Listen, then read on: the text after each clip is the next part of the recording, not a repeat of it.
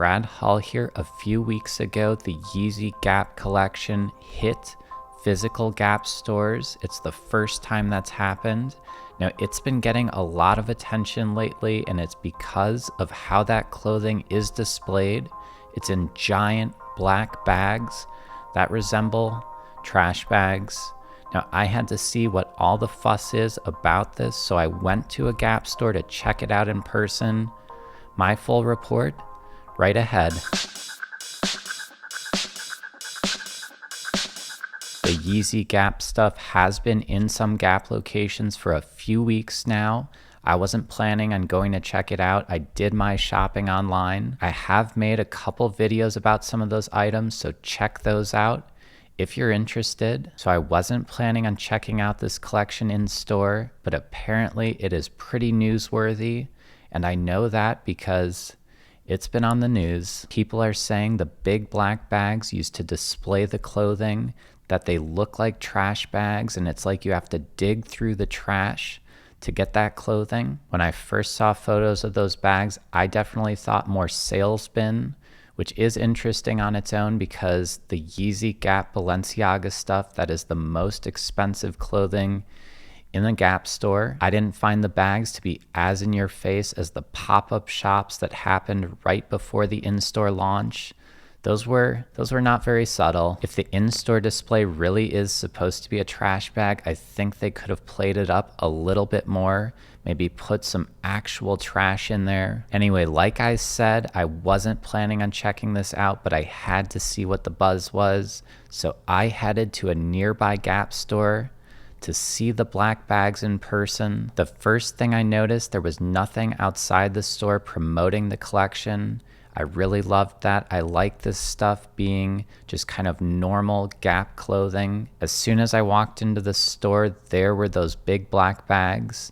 They really do look more like sales bins to me. Each bag has a label that shows what's in the bag and how much it's selling for. You do have to really dig around for what you're looking for. Things must get pretty mixed up over the course of a day. Going into this, I thought it would be hard to dig through those bags, but I found it to be pretty easy to find what I was looking for. That could be because I do accidentally drop things into my own trash pretty regularly, mostly silverware, and I happen to dig that out most of the time, so very little silverware lost on my end. I will say it was pretty nice to be able to go into a store and actually try on some of these items. The sizing is kind of confusing with them, so I had a chance to try on a long sleeve shirt in every single size. It's just an oversized shirt in general. The extra small was not that much different than the double XL.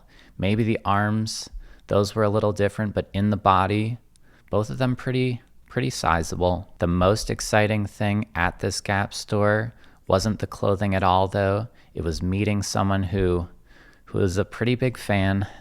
That is Ethan. He was really nice. He even took a photo for me.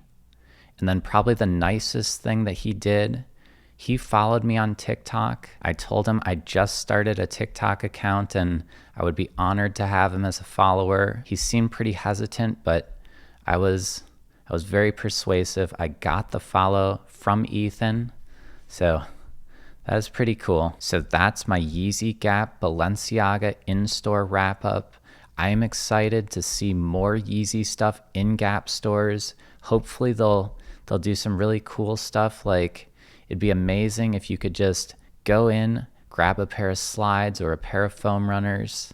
That would be so cool. So I hope that happens. And I'm definitely curious to see what other concepts they have for these retail displays. Maybe they can take the trash concept even further, put the clothing on a garbage barge and make you swim out to go get it.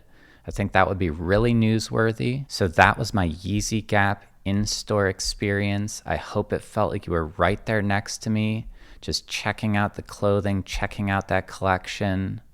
So thanks for watching, and also a special thanks to Ethan for following me on TikTok, and well, it really made my day.